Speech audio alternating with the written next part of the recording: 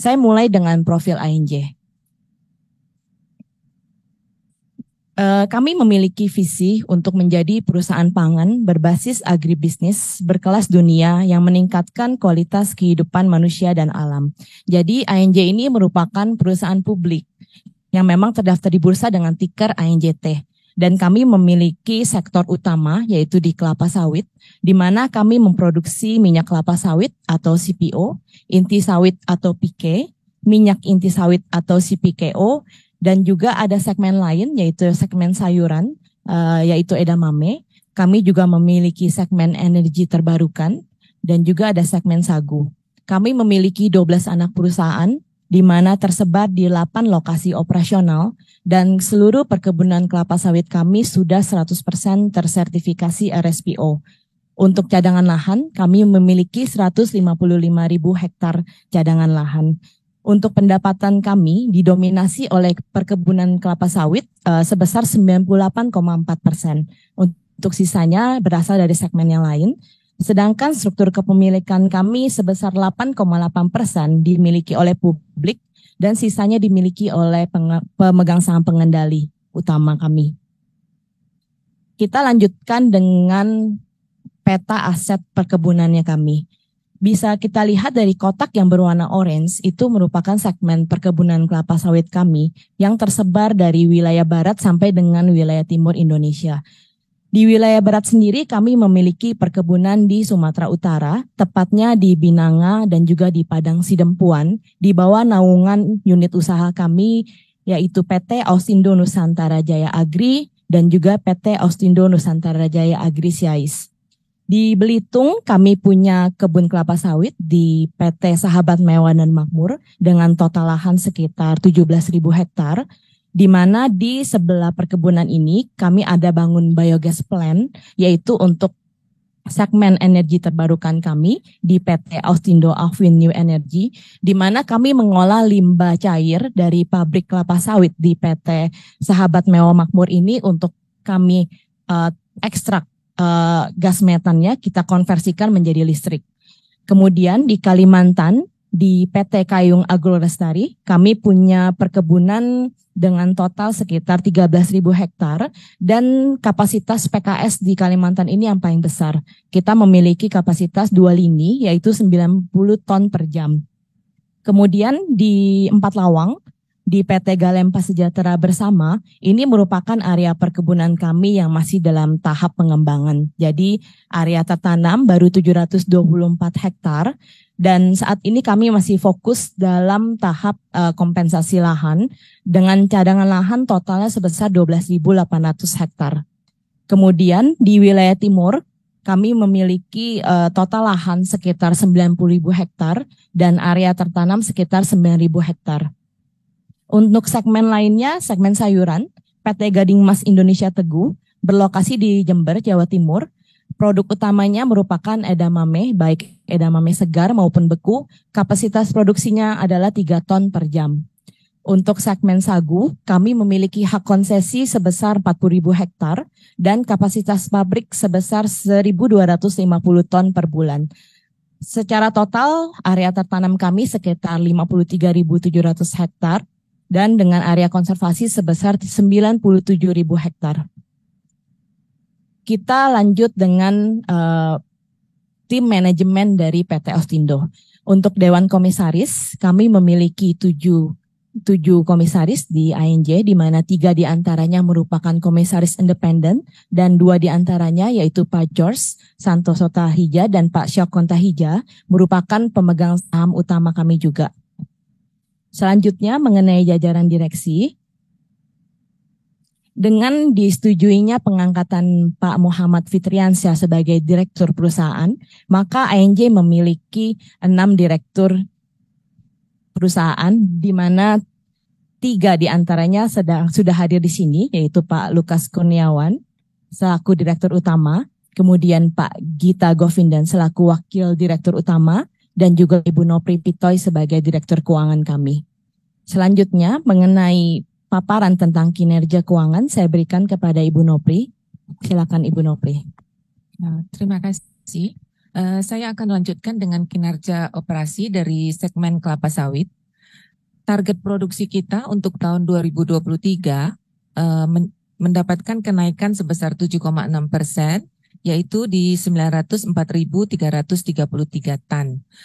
Itu sejalan juga dengan produksi kita untuk kuartal pertama tahun 2023, menunjukkan kenaikan sebesar 8,7%, mencapai 189.662 ton. Untuk produksi CPO, target kita adalah kenaikan sebesar 5,4%, sehingga mencapai 290.685 untuk tahun 2023. Untuk kuartal pertama 2023, untuk tingkat ekstraksi OIR mencapai 20,4%, dan jumlah CPO-nya adalah 60.051 atau sedikit lebih rendah dibandingkan dengan kuartal pertama tahun 2022. Untuk target produksi palm kernel tahun 2023 adalah kenaikan sebesar 10%, yaitu di level 60.522 ton.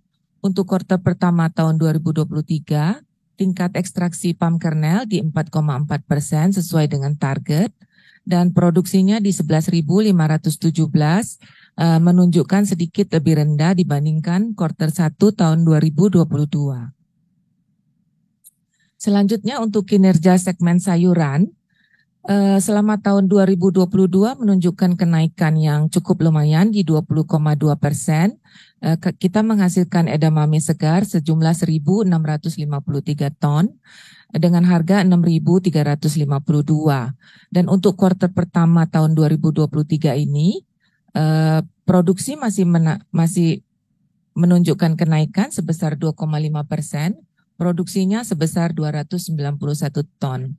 Berbeda dengan harga, kelihatannya harga untuk edamame segar masih mengalami kenaikan. Kita berhasil menjual di harga Rp8.119 per kilo. Sedangkan tahun sebelumnya, kuartal yang sama, harga edamame segar adalah Rp6.040 per kilo. Untuk penjualan edamame beku ini lebih diutamakan untuk pasar ekspor. Tahun 2022 mengalami kenaikan sampai 101%. Jadi produksi penjualannya dari 222 ton meningkat menjadi 447 ton.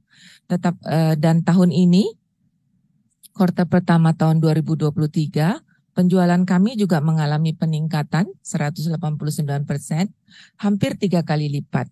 Jadi produksinya sebelumnya 44 ton. Tahun ini edamame kuartal pertama tahun 2023, edamame beku yang dihasilkan adalah sebesar 127 ton. Tetapi untuk harganya ada penurunan sedikit dari 27.000 menjadi 25.000. Ini kebanyakan disebabkan oleh nilai tukar US dollar ke rupiah, sehingga kelihatan ada penurunan dari 27.000 ke 25.000. Selanjutnya untuk kinerja segmen sagu dan energi terbarukan. Untuk kuartal pertama tahun 2023 untuk penjualan sagu kita kelihatan menurun 527 ton dibandingkan dengan kuartal pertama tahun 2022 sebesar 904 ton sebelumnya. Hal ini disebabkan karena kita masih banyak melakukan perbaikan untuk mesin-mesin produksi kami di industri sagu. Tapi kalau untuk harganya kita lihat naik 37%, mirip dengan kenaikan di tadi edamame sayur.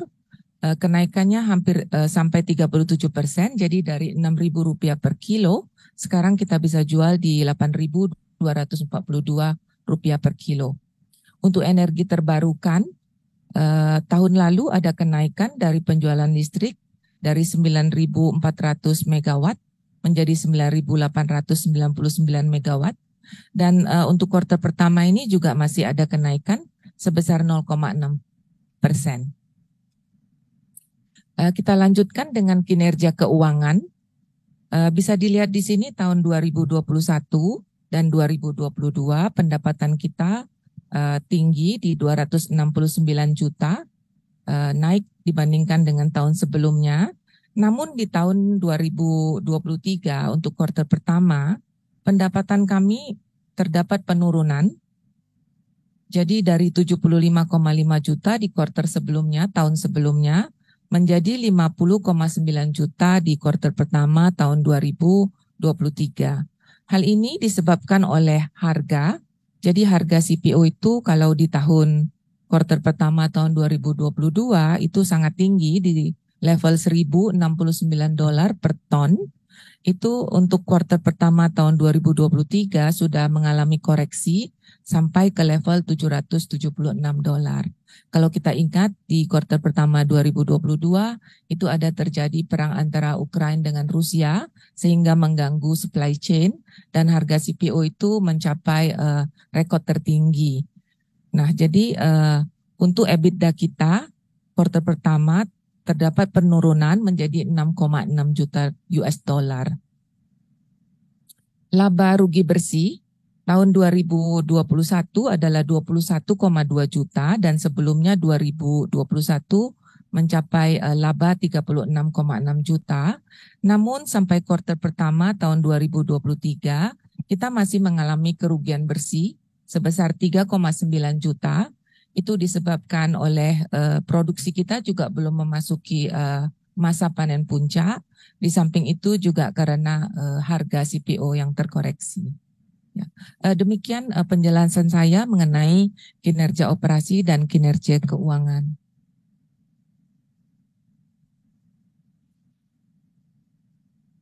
Terima kasih Ibu Nopri. Saya lanjutkan dengan pemaparan mengenai praktek environmental, social, dan governance atau kita kenal dengan ESG.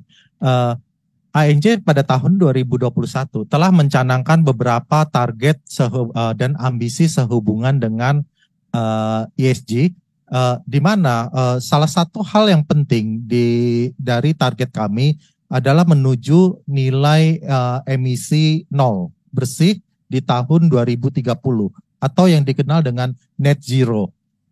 Kami menggunakan tahun dasar 2015, di mana pada tahun 2022 kami telah melakukan assessment, kajian di net carbon emission kami telah menurun signifikan, yaitu diakibatkan karena konstruksi dari methane capture yang ada di SMM, kemudian composting plant yang ada di SMM dan juga ANJ Agri Siais, dan yang terakhir adalah mengenai drip fertigation. Kami sudah ada 2 proyek drip fertigation yang terletak di SMM dan di ANJ Agri, yaitu di Sumatera Utara.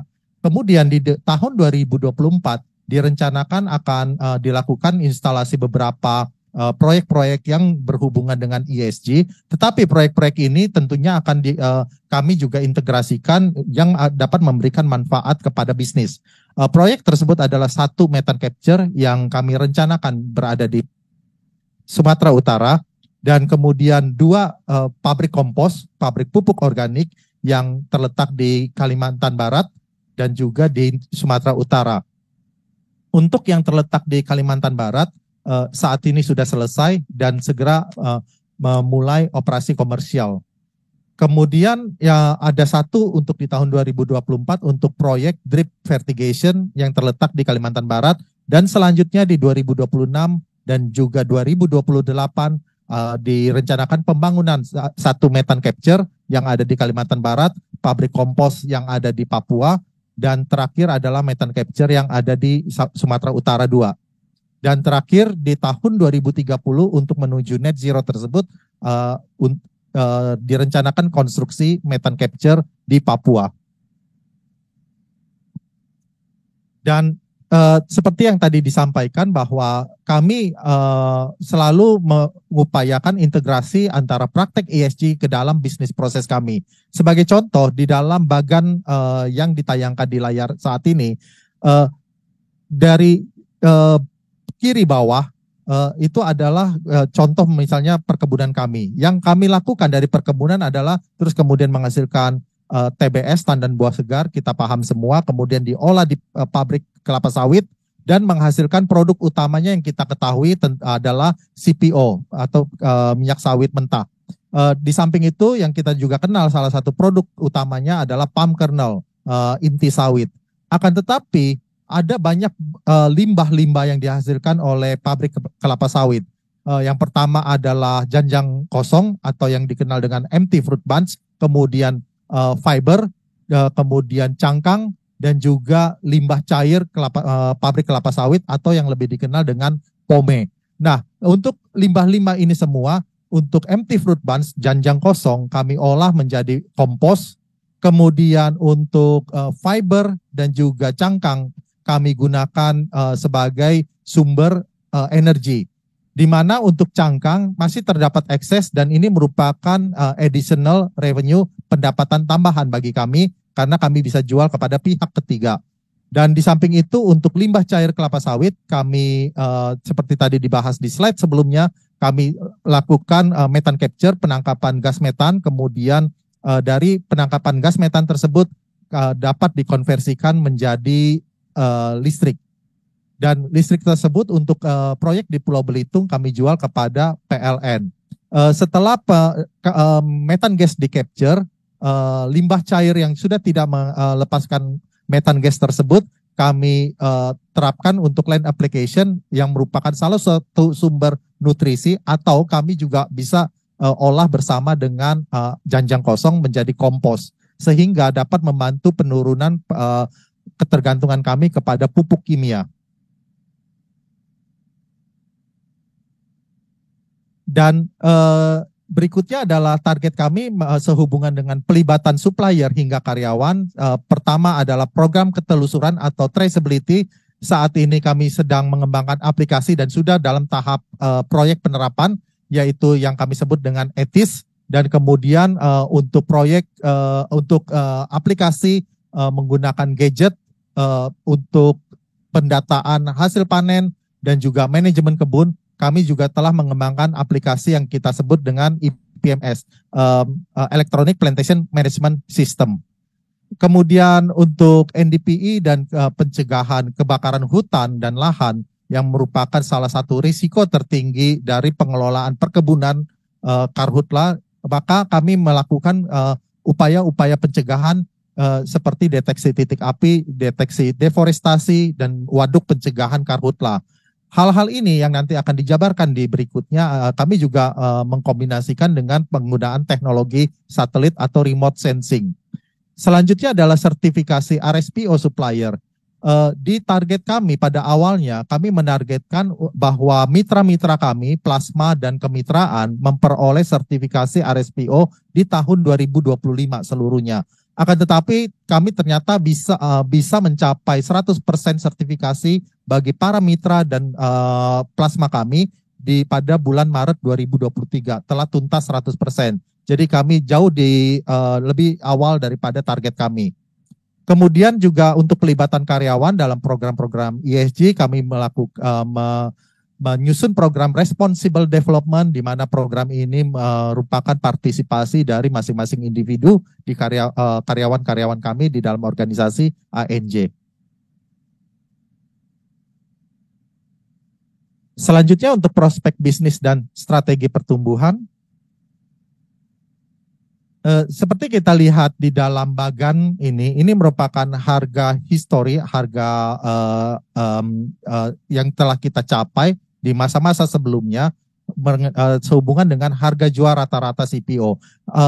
Harga ini sejalan dengan harga internasional, yaitu acuannya adalah harga Malaysia, dan juga sejalan dengan harga KPB PTPN. Di mana kalau kita lihat di masa yang lampau, harga pernah mengalami penurunan yang cukup signifikan di periode 2019, kemudian mulai merangkak naik sedikit, tapi langsung mengalami penurunan yang signifikan, dan kemudian melonjak ke titik yang cukup tinggi di periode tahun 2022. Dan di tahun 2022 ini kalau kita lihat, kita kilas balik, tentunya salah satu faktor yang mengakibatkan kenaikan harga CPO, pertama adalah disruption di supply chain, kemudian konflik geopolitik, dan tapi sejak 2022 harga merangkak mulai turun lagi. Jadi ini memang siklus harga komoditi minyak sawit. Dan proyeksi harga CPO untuk di tahun-tahun berikutnya berdasarkan data World Bank, ini data yang diterbitkan World Bank tahun 2023. Kalau kita lihat indeks harga CPO diperkirakan akan mengalami penurunan sebesar kurang lebih 23%. di tahun 2023 ini forecast dibandingkan dengan tahun 2022. Akan tetapi secara jangka panjang juga diyakini bahwa harga CPO akan tetap mengalami peningkatan walaupun mungkin tidak akan sesignifikan seperti yang kita alami di tahun 2022 karena adanya gejolak-gejolak yang mengakibatkan disruption di harga tersebut. Jadi secara proyeksi harga CPO untuk jangka panjang kami percaya tetap akan bullish. Pertama karena gangguan pasokan dan krisis energi. Kemudian kekurangan pasokan karena tingkat penanaman yang rendah di Indonesia per saat ini secara de facto faktanya adalah terjadi moratorium untuk pembukaan lahan baru. Kemudian ditambah lagi dengan kebijakan biodiesel dari pemerintah, belum lama ini pemerintah meningkatkan mandat biodiesel dari B30 menjadi B35 dan terdapat wacana untuk ditingkatkan kembali menjadi B40. Kebijakan biodiesel ini bukan cuma di Indonesia tetapi juga diterapkan di negara lain termasuk Malaysia. Di samping itu hal yang kami percaya akan mengakibatkan harga CPO yang menguat yaitu faktor potensi El Nino yang yaitu musim kemarau panjang. Ada satu faktor yaitu El Nino tentunya akan mengakibatkan penurunan produksi. Tetapi karena penurunan produksi ini akan terkompensasi juga dengan penguatan harga. Karena terjadinya keseimbangan yang baru antara supply dan demand. Dan yang terakhir adalah pembukaan kembali aktivitas ekonomi Cina. Dan untuk strategi ANJ secara jangka panjangnya yang kami terapkan adalah pertama menjaga profil usia tanam yang seimbang. Seperti kita lihat di dalam pie chart yang di sebelah kiri, profil usia tanaman yang ada di ANJ cukup merata, di mana kami memiliki sekitar 8% area immature, 24% area yang baru mature usia muda, kemudian area prime, prime 1, kemudian 9% area prime 2, dan 14% yang warna merah itu adalah usia yang tua. Nah, dengan yang usia tua inilah yang akan kami lakukan program peremajaan kembali secara kesinambungan untuk dilakukan penebangan, kemudian diganti dengan bibit yang baru, genetik yang baru, yang memiliki produktivitas yang lebih baik, dan juga yang diharapkan memiliki ketahanan yang lebih baik terhadap perubahan iklim. Dan di bagian yang sebelah kanan itu merupakan gambaran program replanting yang telah dilakukan oleh Seroan di masa lampau, di mana 2015 kami memulai program peremajaan kembali dengan jumlah kurang lebih 548, terus meningkat sampai dengan 2018, titiknya di 2492. Kemudian kami lakukan peremajaan kembali kurang lebih sekitar 1.600 sampai 1.900 di 2022 1.900 hampir 2.000 dan di 2023 ini target kami adalah 1.700. Secara jangka panjang kami akan targetkan kurang lebih untuk melakukan replanting seluas 1.700 setiap tahunnya, di mana terdiri dari 700 di Sumatera Utara dan 1.000 di Pulau Belitung. Seperti yang kita lihat di bagian sebelah kanan juga ada area-area yang dilakukan peremajaan kembali dari 2015 sampai dengan 2018 ini memasuki usia yang mature. Artinya baru mulai memproduksi buah. Tingkat produksi belum optimum, kita harus menunggu sekitar 1 sampai dengan 2 tahun lagi untuk mencapai titik optimum tingkat produksi, dan hal ini yang akan mendukung pertumbuhan produktivitas kami di masa yang akan datang dan tentu juga mendukung pertumbuhan cash flow dan juga profitability. Dan sebagai perbandingan dengan peers, profil usia ANJ adalah 12,9. Ini merupakan data per 31 Maret 2023. Dan sejalan dengan program replanting yang akan dilakukan ANJ selama tahun 2023 ini, usia 12,9 rata-rata ini akan mengalami penurunan pada akhir tahun 2023. Dan dibandingkan dengan peers yang lain, profil usia yang ada di ANJ relatif lebih muda. Kemudian dari sisi produktivitas kami berada di peringkat ketiga. Hal ini disebabkan karena ada beberapa profil area tanam kami yang belum mature, kemudian masih yang mature, dan juga terutama ada area-area yang sudah tua yang harus diremajakan kembali supaya mendukung meningkatkan produktivitas. Dari sisi OIR, tingkat OIR kami masih memiliki ruang untuk peningkatan, dan kami percaya ruang peningkatan tersebut dapat kami capai sejalan dengan penambahan usia, karena dengan penambahan usia ukuran buah akan semakin lebih besar dan kandungan minyak akan lebih tinggi.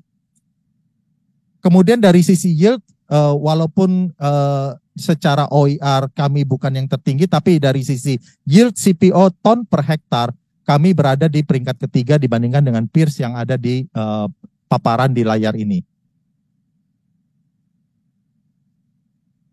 Dan seperti yang tadi saya sampaikan bahwa kami juga melakukan transformasi digital yang merupakan yang dibagi dalam beberapa front, yaitu satu pemberdayaan karyawan, pelibatan konsumen, kemudian optimalisasi operasi, dan juga transformasi proses. Untuk program transformasi digital yang telah kami terapkan, pertama adalah precision agriculture. Salah satunya adalah pengukuran tangki otomatis sehingga kita bisa dapat mengecek setiap saat mengenai posisi stok CPO kami, kemudian juga termasuk faktor-faktor lainnya yang sehubungan dengan kualitas CPO. Kemudian juga kami tadi sempat saya sebutkan mengenai Electronic Plantation Mobile System. Ini merupakan aplikasi untuk membantu kami melakukan data pemanenan dan juga manajemen kebun. Kemudian early warning mengenai deteksi kesehatan tanaman, semuanya ini dilakukan dengan remote sensing atau seperti drone ataupun satelit, sensor ketinggian air, kemudian perakiraan cuaca presisi dan handal. Perakiraan cuaca ini sangat penting sehubungan dengan pencegahan karhutla. Dari sisi sustainability, yang kami lakukan adalah deteksi titik api, kemudian deteksi deforestasi, semuanya menggunakan teknologi satelit, pencitraan satelit, kemudian ketelusuran atau traceability, aplikasi pendaki, atau ini yang lebih dikenal dengan biodiversity, yang merupakan salah satu hal yang semakin menjadi fokus bagi stakeholder dunia. Kemudian untuk peningkatan produktivitas, peningkatan yield, pertama adalah penghitungan pohon sawit dan deteksi area kosong. Ini menggunakan sensor yang dipasang di drone, kemudian sensor tanah dan vertigasi tetes otomatis, sensor ketinggian air, dan perakiraan cuaca. Dan di dalam inovasi untuk menanggulangi perubahan iklim, dan ini kami akan terus monitor efektivitasnya, terutama di masa yang kita saat ini percaya kita akan memasuki musim kemarau panjang, El Nino setelah 3 tahun berturut-turut musim basah yang cukup panjang, yaitu La Nina. Jadi kita akan lihat efektivitas dari inisiatif-inisiatif ini. Pertama pengkomposan, drip fertigation, dan pengelolaan air. Di mana untuk khususnya pengkomposan dan drip fertigation, kami percaya bahwa hal ini akan efektif untuk menjaga produktivitas tanaman sawit, terutama di masa musim kemarau yang panjang. Karena dari kompos dan juga drip fertigation mampu menjaga kelembapan tanah dan juga memberikan nutrisi yang baik kepada tanaman tersebut.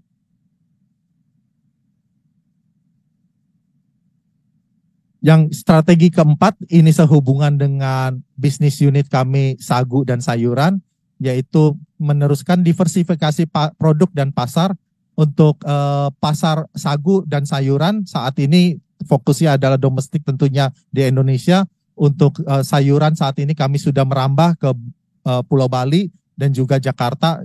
Produk edamame kami dengan merek Edasi semakin mudah ditemukan di pasar-pasar retail modern. Kemudian juga sudah masuk ke restoran-restoran rantai atau chain restoran yang cukup besar di Indonesia, serta juga untuk edamame dan juga produk sagu sudah diekspor ke Jepang, dan sedangkan untuk edamame juga termasuk ekspor ke Malaysia dan Amerika.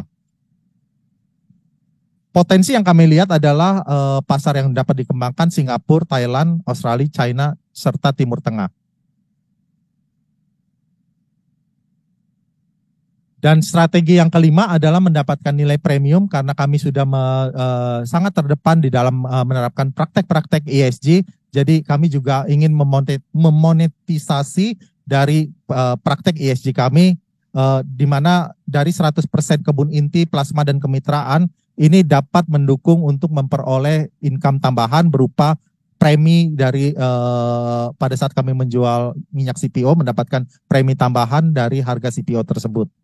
Kemudian di front lain kami juga mendapatkan proper emas untuk AMJ Agri 2 tahun berturut-turut dan juga untuk Sahabat Mewah dan Makmur di Belitung 3 tahun berturut-turut. Kemudian untuk di ICC kami juga ICC ini sangat penting untuk memasuki pasar Eropa. Kami sudah memperoleh sertifikasi di Belitung SMM. Dan untuk area konservasi seluas 97.000 hektar, inisiatif kami adalah kami telah mengembangkan program pendaki. Ini adalah Citizen Science yang telah memperoleh award penghargaan dunia sewaktu konferensi RSPO belum lama ini, tahun lalu. Di mana Citizen Science ini adalah inisiatif yang dengan biaya sangat rendah melibatkan partisipasi seluruh karyawan dan juga komunitas sekitar kami.